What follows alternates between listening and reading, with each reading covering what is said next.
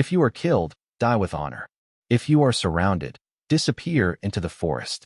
But never, under any circumstance, surrender. The voice was sharp, steady, echoing off the wooden walls of the briefing hut. Outside, rain hammered the tin roof. Lieutenant Hiroo Onoda, 22 years old and newly assigned to the Imperial Army's Intelligence Corps, stood at attention as the words drilled into him. He didn't blink. The date was December 1944. Japan was already losing the war, though few dared to admit it. Onoda's orders were simple, at least on paper. Travel to the Philippine island of Lubang, join the local garrison, and wage guerrilla warfare against the approaching American forces. Sabotage their airfields, destroy supplies, gather intelligence, but never surrender. He would command a small unit and operate until further notice. That phrase, until further notice, would become his prison. The flight to Lubang was short. The island below looked peaceful, lush, green, surrounded by turquoise reefs, but Onoda knew better. The Americans were coming, and soon. When he landed, Japanese troops were already demoralized and scattered. The officer in charge, older and weary, told him quietly, "We won't hold for long. The orders from Manila are confused. The Navy has pulled back. We're on our own." That night, Onoda inspected his men. 3 privates, thin and serious, and a corporal named Kinshichi Kozuka, who carried himself like someone born for obedience. "We will survive," Onoda said simply, "and we will fight, even if the rest of Japan falls into the sea." The jungle closed around them. The air smelled of rot and rain. Insects screamed from the trees. They built shelters from bamboo, stored rice, and buried crates of ammunition beneath layers of wet soil. Every sound in the dark might be an American patrol. Every shadow might be death. In his small notebook, Onoda wrote, "The forest is eternal. We must learn to be the same." By February 1945, the Americans had landed. The defense of Lubang lasted less than a week. The remaining Japanese soldiers were killed, captured, or fled into the hills. Onoda and his men retreated deep into the interior, moving at night, leaving no tracks.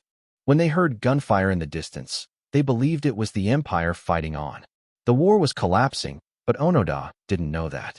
His only link to command was a shortwave radio, half-broken, that caught faint bursts of static.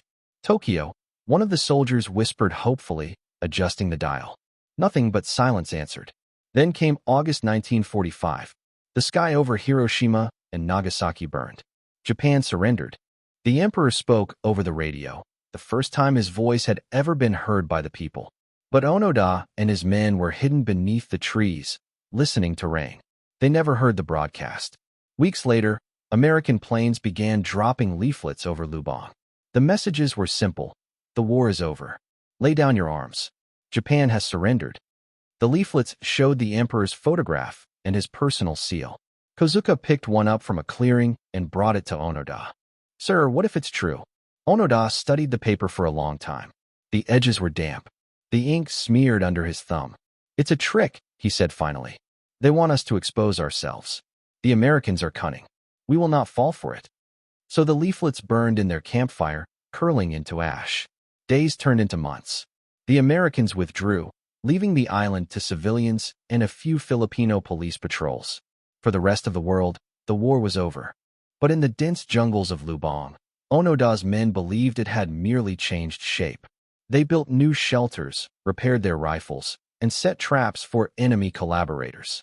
One night, a soldier whispered, "Do you think Tokyo still stands?" Onoda didn't answer.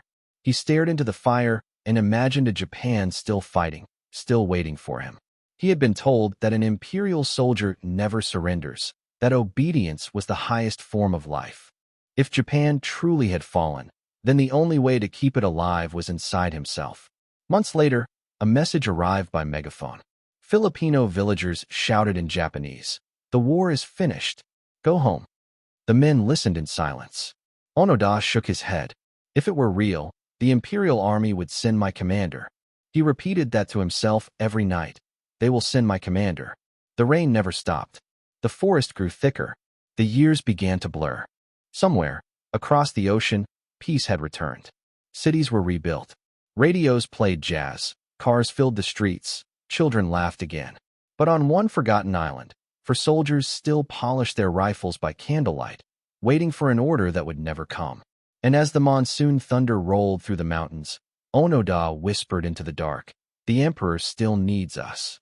Outside, the jungle breathed, endless, patient, indifferent. The world was moving on. But for him, it had already stopped. Where are you watching from? Let me know in the comments below, and don't forget to subscribe to this channel. We found the leaflets lying in the mud. Onoda recalled years later, his voice flat, almost detached. They said the war was over. We laughed. The first ones fluttered down in early September 1945, dropped from American planes circling above the island. Thin paper, printed in Japanese, bearing the imperial seal. The emperor's face looked out from the page, distant and soft. "Japan has surrendered," the words read. "Hostilities have ceased. Return home safely." But to Onoda, it was absurd. "The enemy knows our psychology," he told his men. "They think we'll believe this and surrender. That's how they trap fools. We're not fools." They buried the leaflets, then dug them up again weeks later when more arrived. The second batch carried news of cities destroyed, the words Hiroshima and Nagasaki. To Onoda, it sounded like another lie, propaganda meant to break their will. "Impossible," he muttered. "Japan can't fall." By then, they had moved deeper into the interior of Lubang Island, away from villages and patrols. The jungle there was thick as a wall, every path swallowed by vines. The air hung heavy with damp earth and decay. Their uniforms rotted on their bodies. They patched them with bark and scraps of parachute silk. They learned to eat what the island offered, wild bananas, frogs, even snakes when the rains drove the game away. "War teaches you what hunger really means," one of the soldiers wrote in his notebook before it molded to dust. "It's when you start to dream about rice." For a while, they still believed the main Japanese force would return. Every ship on the horizon looked like salvation. But the months stretched into years, and the ships never came. In 1946, Filipino villagers discovered the remains of a small Japanese encampment. There were empty ration tins, rusted bayonets, a flag half buried in dirt. The newspapers called it the last ghost of the war. They were wrong. Onoda and his men were still alive, hiding in the mountains. They divided tasks. Kozuka and Shimada hunted. Akatsu cooked and kept watch. Onoda planned raids. They watched from the tree line as locals worked in rice fields, then slipped out at night to steal food. Once, they found a cow tied to a post. "The Americans feed their spies well," Kozuka joked. They slaughtered it and vanished before dawn. Weeks later, they heard shouting in the village below, police searching the forest, angry voices in Tagalog. The war, it seemed, had returned to Lubang. Every sound became an alarm, Onoda wrote later. The jungle no longer hid us. It tested us. The men started to argue. Akatsu, the youngest, doubted their mission. "Maybe the war did end," he whispered once. "Maybe we're the only ones left." Onoda's stare was cold. "You question the emperor?" Akatsu said nothing, but his silence was answer enough. A few months later, he slipped away one night, leaving his rifle behind. They found his footprints in the mud leading toward the coast. "Traitor," Onoda said, though his voice trembled slightly. "He'll talk. We must move." For weeks they relocated through the mountains, certain that Filipino police were closing in. When no one came, they decided Akatsu must have died in the forest. Only years later would Onoda learn the truth. Akatsu had survived, surrendered to local authorities, and eventually returned to Japan. The newspapers back home called him the soldier who gave up. Onoda never forgave him. By 1947, the islanders knew the names of the ghosts who haunted their crops. The Japanese bandits, they called them. Rumors spread of ambushes, of farmers shot while tending rice, of stores burned. Onoda's small unit was blamed for dozens of attacks. Each time someone died, he justified it as war. "If they aid the Americans," he told himself, "they are enemies."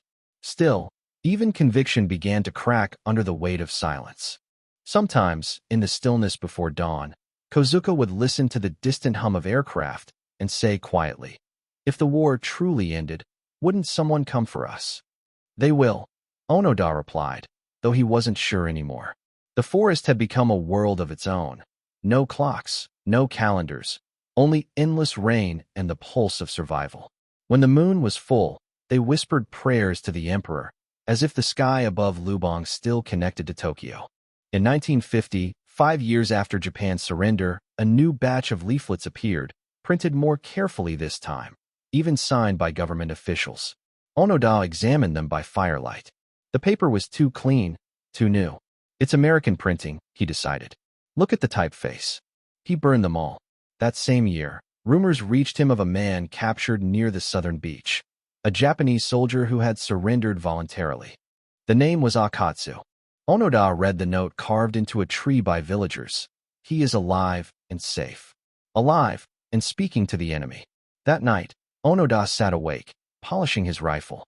He whispered to Kozuka, "If they catch me, I'll shoot myself before I let them use me." Kozuka nodded solemnly. "As will I." Outside, rain fell steady and cold. The jungle dripped with the same rhythm as 5 years before, as if nothing had changed. But everything had. The world had moved on to peace and prosperity. The empire was gone. Yet on one small island, 24 miles long, for men still lived by an order that no one remembered to cancel. And as dawn broke through the trees, Onoda cleaned his bayonet, looked toward the sea, and whispered, "One day, the commander will return." He believed it completely. 1959, the radio in Tokyo announced, "Man reaches for the stars." But on a forgotten island in the Philippines, time had stopped. For 14 years, Lieutenant Hiroo Onoda had lived in the jungle of Lubang, convinced the war had never ended. His uniform was a patchwork of faded cloth and vines. His boots were held together with wire. The barrel of his Arisaka rifle still shone, polished every night with oil made from coconuts. The forest had swallowed everything. Paths vanished under vines, villages blurred into fog. The outside world, its peace, its progress, was nothing but rumor. For Onoda and his comrade, Corporal Kinshichi Kozuka, there was only the mission: never surrender, never believe the enemy. Every few months, new leaflets fell from the sky. "Japan has surrendered," they read. "Return home safely." Some were signed with names of government ministers. Others carried photographs of families. Onoda studied the typeface, the paper, the ink. American forgery, he decided. They think we're fools. He burned them all. The locals called them ghosts. At night, rice disappeared from granaries, tools from sheds, animals from fields. Police searched the mountains, but never found them. When gunfire echoed in the distance, villagers crossed themselves and said, "The war spirits are angry again." Inside the forest, the two men kept their own calendar, measured not by years, but by moonlight. Every night, Onoda wrote reports in a damp notebook. March 12th. Engaged 3 locals near stream. Escaped without casualties. November 8th. Observed American aircraft overhead. Still active. Awaiting orders. Always those same words, awaiting orders. The isolation began to change them. Kozuka's laughter faded first, then his faith. "If Japan truly won," he said one night, "why haven't they sent anyone for us?" "They will," Onoda replied sharply. The emperor does not forget his soldiers. But deep down, even he had begun to wonder. In 1959, a new search party arrived from Japan.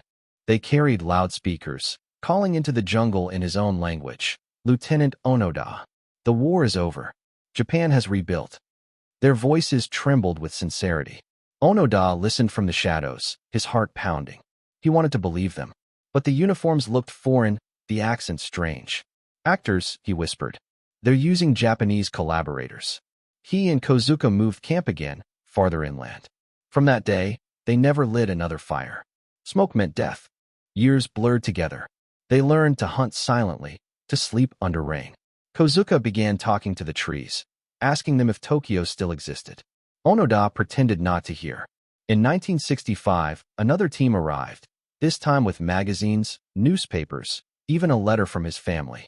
One article showed the Tokyo Olympics, crowds cheering, flags waving, the rising sun flying proudly. Kozuka held the paper like a relic. "Sir," he whispered, "it looks real." Onoda stared at the photo. His throat tightened. For a heartbeat, he felt the warmth of home, the smell of tatama mats, the sound of his mother's voice. Then he folded the paper and said, "If it were real, they would send my commander. Until then, we stay." They burned the papers that night.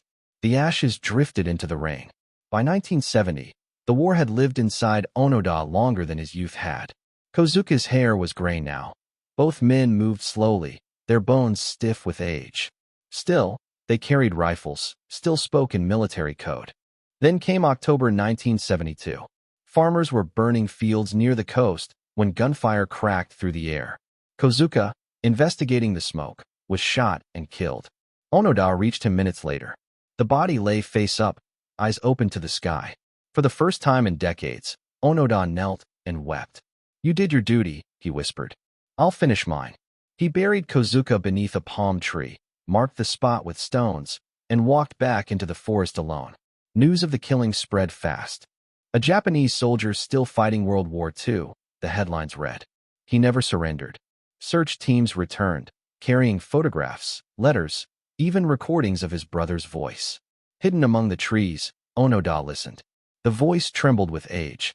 "Hiroo, come home," it said in Japanese. The war ended long ago. He froze. For a moment, he believed it. Then he saw Filipino soldiers nearby, watching the speakers. "A trick," he told himself. "They've learned to mimic our voices now." He packed his rifle and vanished deeper into the hills. The forest closed around him again, wet, endless, timeless. And as men walked on the moon, as Japan rose from ruins into light, one soldier still stood guard on an island that time had forgotten, waiting for an order that no one would ever give. "We were two," Onoda would later whisper, his voice thin as paper. "And then there was only one. When Kozuka fell, I knew. The emperor now spoke only to me." It was October 1972 when the police found Kozuka's body on Lubang Island. The official report said he'd been killed in an exchange of fire with local patrolmen while burning rice fields in the belief that the war continued. The words were written neatly in English and Tagalog, but to Onoda, they were just another lie. "The enemy," he muttered from the tree lean, watching the smoke rise from the coast, "has learned to forge even death." He cleaned his rifle, checked his ammunition, and vanished deeper into the jungle. The world far beyond those trees erupted with headlines. Tokyo newspapers splashed the story across their front pages. Is Lieutenant Onoda still alive? For the first time in decades, Japan remembered the war it had tried to forget. Television programs showed faded photographs of a young officer with sharp eyes and a confident smile. Children who had never known war stared at the screen, asking their parents, "Why is he still fighting?" But Onoda didn't see any of it. In his world, nothing had changed. The forest had aged with him. Trees he'd known as saplings were now towering sentinels. The vines grew thicker, the trails harder to walk. He was 50 years old now, but he still rose at dawn, patrolled in formation, polished his rifle, and noted the wind direction in his logbook.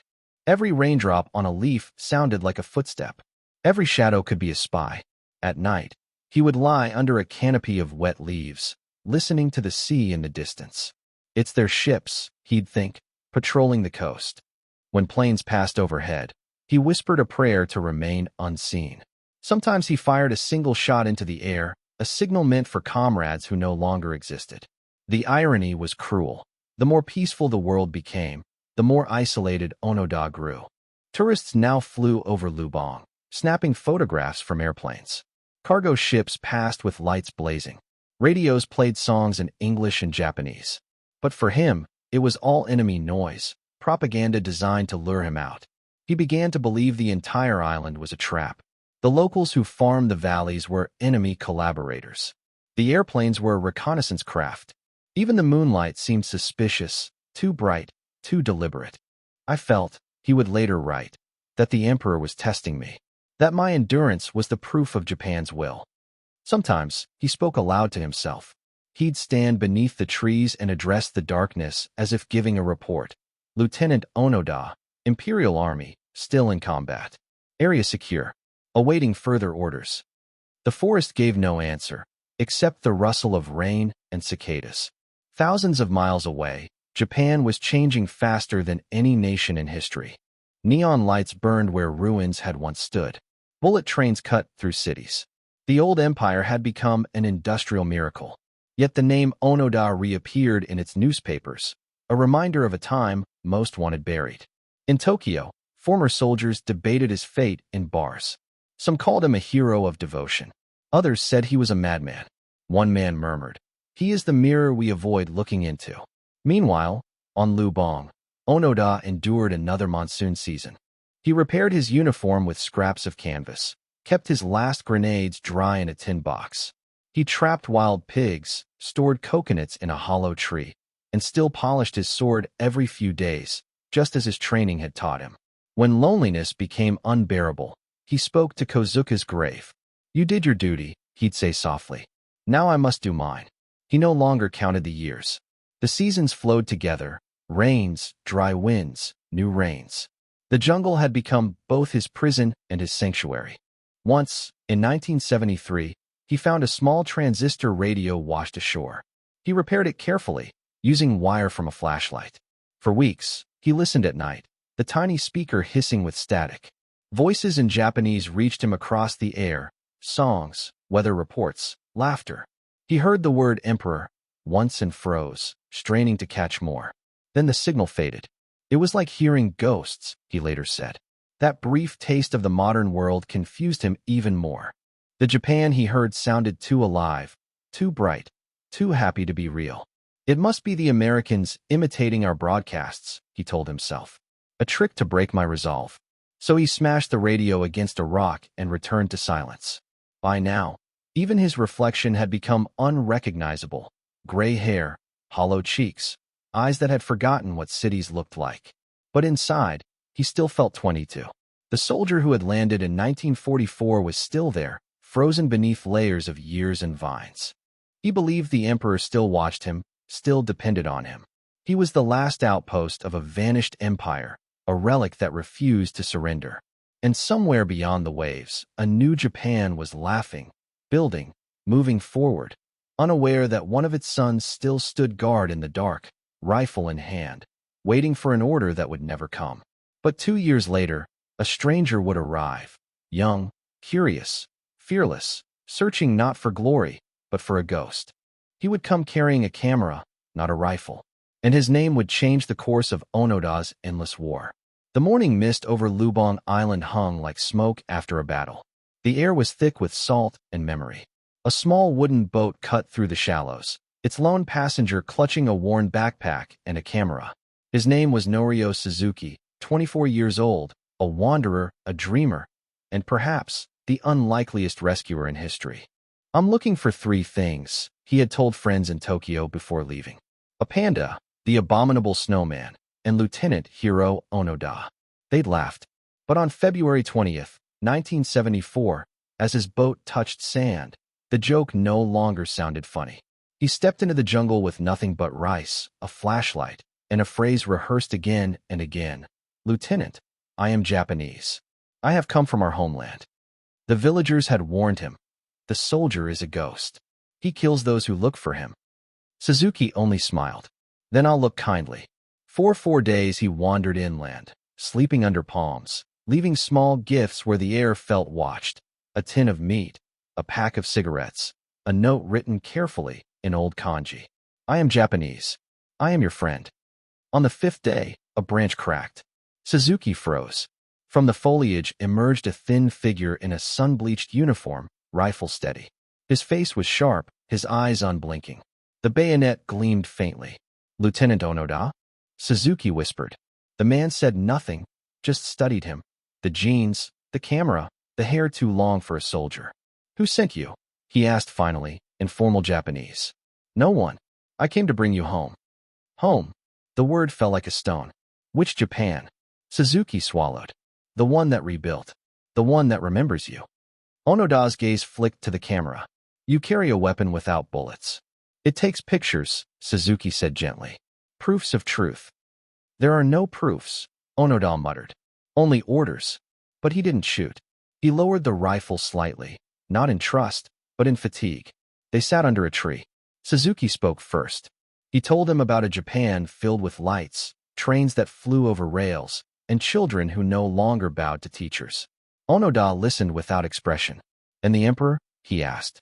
"He still reigns," said Suzuki. The soldier nodded. "Then the war cannot be over." When Suzuki showed him a newspaper clipping from 1974, Onoda studied it like an enemy code. Printed by the Americans, he decided. They have learned to fake our words. He folded it carefully and gave it back. Burn this when you leave. As dusk settled, they shared rice from Suzuki's pack. Onoda ate slowly, reverently, as if performing a ceremony. Why come here, boy? He asked. To meet a man who refused to forget. Then remember this, Onoda said. Loyalty is not a memory. It is a wound that never closes. Suzuki dared one more question. If Japan truly wanted you home, what proof would convince you?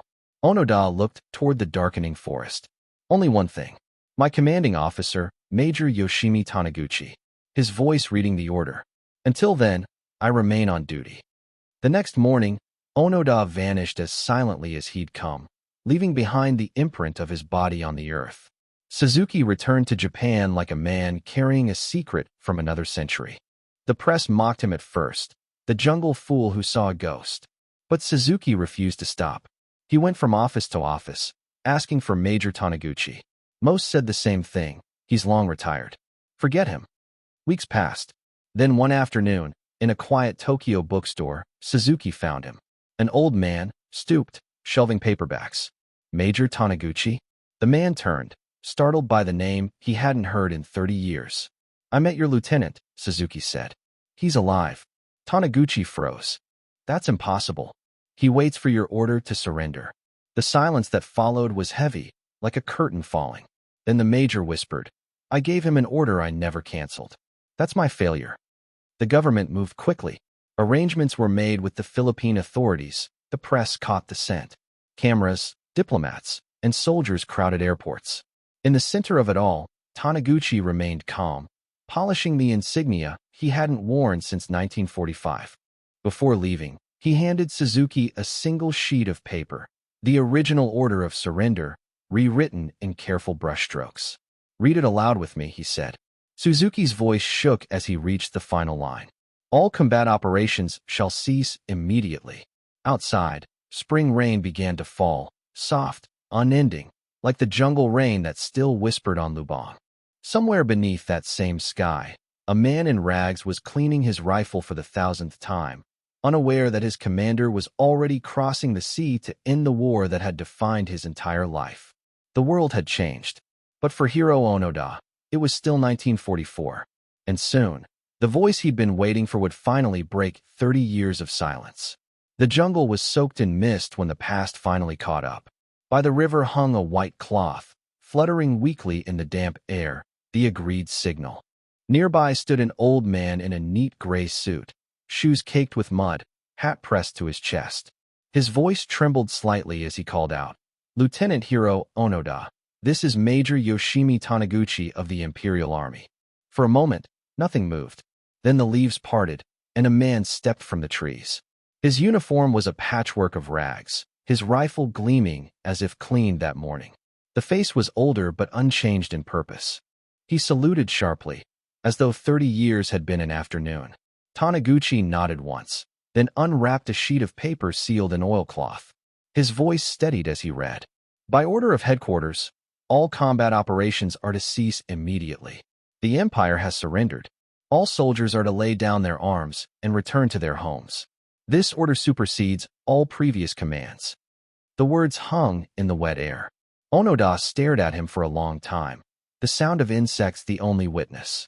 Then, slowly, he released the breath he'd been holding for 3 decades. Sir, he said, I have carried out your orders until this day. He crouched and opened a bundle wrapped in waxed canvas. His Arisaka rifle, 500 rounds of ammunition, grenades, a bayonet, and the sword of an imperial officer. He placed them on the ground one by one, each motion precise, ritualistic. When he stood again, his hands were empty for the first time since he was 22. A Filipino soldier stepped forward to take the rifle.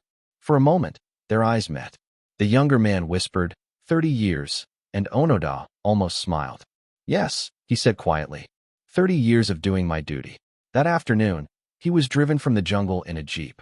Villagers watched from the roadside, crossing themselves, whispering prayers. To them, the man in the back seat was a ghost finally returning to the world of the living. In Manila, President Ferdinand Marcos received him personally. Onoda stood stiffly in his patched uniform, while Marcos read a formal statement of pardon for acts committed without malice. Cameras flashed. The old soldier bowed deeply, first to the president, then to the crowd. His eyes flicked upward, to the sky, to the sun, and for a heartbeat, he looked lost. When journalists asked if he regretted anything, he answered slowly, "I regret only that I obeyed an order longer than the war itself. But a soldier without orders is not a soldier." They gave him new clothes, gray trousers, a crisp shirt, a tie. The fabric felt foreign on his skin. "Do you need another size?" someone asked. "I haven't had a size in 30 years, he replied. On the flight to Tokyo, he pressed his forehead to the window. The ocean stretched below, endless and calm. Somewhere beneath those waves lay his years, his comrades, his fear, his faith. He closed his eyes and, for the first time, slept without a weapon beside him. At Haneda Airport, thousands waited. Flags waved, children shouted, flashbulbs exploded. He stepped onto the tarmac, blinking against the light, bowing again and again, unsure how to respond to a welcome he didn't understand. Japan looked nothing like the home he'd imagined through the trees. There were highways, glass towers, vending machines glowing in the night. The Tokyo he remembered existed only in memory. Reporters followed him everywhere. They called him the last soldier. Some hailed him as a hero, others as a tragic relic. Onoda listened politely, but his thoughts were elsewhere, on the jungle, on the men who hadn't come back, on the sound of rain against leaves. He visited his parents' graves, then the imperial palace, bowing deeply from the gate. "I have returned, Your Majesty," he whispered. "The war is over." In time, he gave interviews, published a book, and tried to adjust. But Tokyo never truly became home. The crowds, the noise, the ceaseless lights, everything felt unreal. "In the forest," he once said, "I fought for Japan. Here, I fight to remember what Japan was." A year later, he returned briefly to Lubang to honor the dead. The villagers met him with cautious respect. An old farmer placed a hand on his shoulder and said, "No more ghosts." Onoda bowed. "No more," he replied. He spent the rest of his life quietly, planting trees, teaching survival skills, living away from the noise. When asked what 30 years in the jungle had taught him, he said, "Obedience is easy. Understanding is hard. A man must learn when an order has already expired." His sword rests today in a museum, its edge dulled by time. The rifle he once carried lies beside it, untouched, its metal cold and silent. And perhaps that is how his war truly ended, not with surrender, but with silence deep enough to hold both faith and doubt. The jungle grew back, the rain returned, and Hiroo Onoda finally belonged to the world again.